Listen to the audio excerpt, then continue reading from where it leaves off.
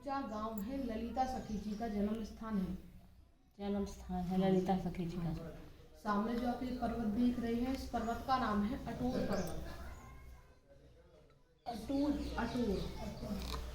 Side में जो कुंड है, इस कुंड का नाम है देह कुंड। ठाकुर जी के समय पर था देव कुंड। यहाँ देवता और गंधर्व मोक्ष की प्राप्ति के लिए स्नान करने के लिए आते थे। यहाँ की कथा इस प्रकार है कि ठाकुर जी जाने वाले थे ब्रज को छोड़ के। ठाकुर जी सोचते हैं मेरे जाने के बाद ब्रजवासियों के कल्याण का क्या होगा। ठाकुर जी सोचते हैं क्यों ना सारे ही तीर्थ ब्रज 84 कोस के अंदर। ठाकुर जी नंदगांव से अपनी यात्रा प्रारंभ करते हैं। नंद बाबा, यशोदा मैया, राधा रानी और अन्य ब्रजवासियों के साथ में अपनी यात्रा प्रारंभ करते हैं। यहाँ पे आते आते ब्रजवासी थक जाते हैं। यशोदा मैया कहती हैं लाला बड़ी देर से चल रहे हैं, बड़ी थकान है गई है, कुछ समय यहाँ पे विश्राम कर लें। ठाकुर जी कहते हैं जैसी आपकी इच्छा। यहाँ विश्राम करने के लिए बैठे हैं, तभी जो यहाँ का ब्राह्मण होता है वो उनके पास आता है। कहता है प्रभु मैं यहाँ का ब्राह्मण हूँ, तीर्थ का पुरोहित हूँ, मुझे दक्षिणा दीजिए। अब ठाकुर जी कहते हैं किस बात की दक्षिणा। ब्राह्मण कहता है जो भी लोग देव दर्शन करते हैं, जो भी लोग मोक्ष की प्राप्ति के लिए यहाँ पे स्नान करते हैं और जो भी लोग व्रत 84 कोस की यात्रा करते हैं, वो ब्राह्मण को दक्षिणा देते हैं, जिससे उनकी यात्रा सफल होती है। ठाकुर जी कहते हैं क्या चाहिए आपको। ब्राह्मण कहता है प्रभु मैं रोज का भिखारी नहीं हूँ, एक बार मांगूंगा, आपको देना पड़ेगा। तो ठाकुर जी देव कुंड से जल लेकर के, जल को साक्षी मान करके ब्राह्मण को वचन देते हैं कि आप जो मांगोगे वो मैं आपको दूंगा। ब्राह्मण को वचन दिया है। ब्राह्मण कहता है प्रभु मैं मांगू और वो वस्तु आपके पास नहीं हो तो मेरा मांगना भी व्यर्थ चला जाएगा और आपका वचन भी व्यर्थ चला जाएगा। तो प्रभु आपको जो संसार में सर्वाधिक प्रिय है, आप उसका मुझे दान कीजिए। अब ठाकुर जी को संसार में सबसे प्रिय क्या है? राधा रानी। ठाकुर जी कहते हैं करुणा गुप्त मूले जीव दोने पे सन, जो जगत का पालन करती है, जो जगत का मूल है, श्रीमती राधिका रानी मुझे संसार में सर्वाधिक प्रिय है। अलौकिक शब्द इस प्रकार है कि राधा कृष्ण एक प्राण रूप दी है, तो ठाकुर जी ने यहाँ पे राधा रूप की देह का दान किया है। इसीलिए कुंड का नाम देव कुंड से देह कुंड और मंदिर देह बिहारी। ब्राह्मण लेके चला राधा रानी को। ठाकुर जी सोचते हैं बिना राधा के तो रह नहीं सकता।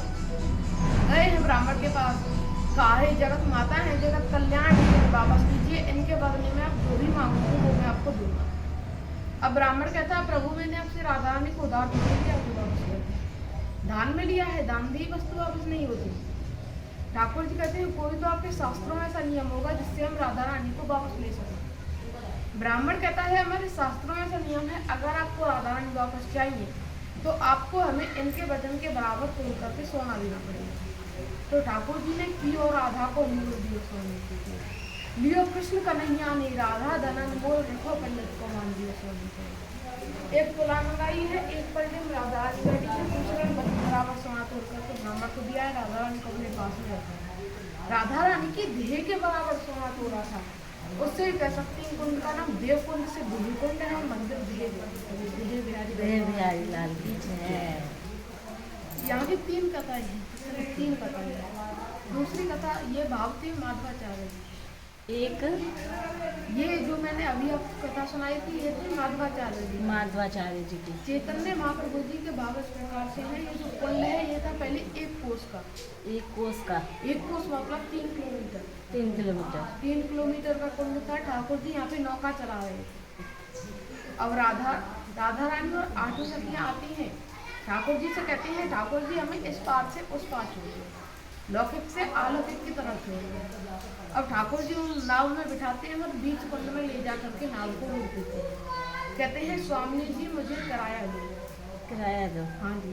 अब राधा रानी और 8 सखियाँ मुस्कुरा जाती हैं, कहती हैं ना ठाकुर जी आपने इस पार को छोड़ा ना उस पार छोड़ा, बीच कुंड में आपने नाव को रोक दिया और हम तो कुछ लाए भी नहीं।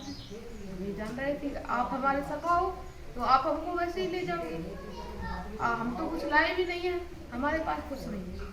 अब ठाकुर जी कहते हैं आपके पास कुछ नहीं है तो आप मेरी नाव से इधर ही उतर जाओ। अच्छा।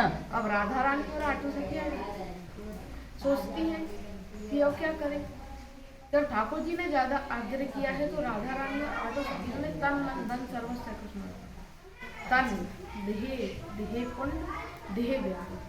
और चैतन्य महाप्रभु जी के भाव, बल्लभाचार्य जी के भाव इस प्रकार से हैं कि ये जो गांव है ये है ललिता जी का ऊंचा गांव है। यहाँ पे एक बार ठाकुर जी यहाँ पे आए और एक ब्राह्मण आया ठाकुर जी के पास, ललिता जी के पास एक ब्राह्मण कहता है, ललिता जी मेरी बेटी विवाह योग्य हो रही है, मुझे कुछ धन दे दो जिससे मेरी बेटी की विवाह हो जाए, आपके पिता यहाँ के राजा हैं। अब ललिता जी कहती हैं ये तो मेरे ही पिता है, कुछ क्षण में यहाँ पे जगत पिता आने वाले हैं, आप कौन से ले लीजिएगा। अब ठाकुर जी पहुंच जाते हैं। अब ब्राह्मण कहता है प्रभु कि मुझे मेरी बेटी विवाह योग्य हो रही है, कुछ धन दे दो।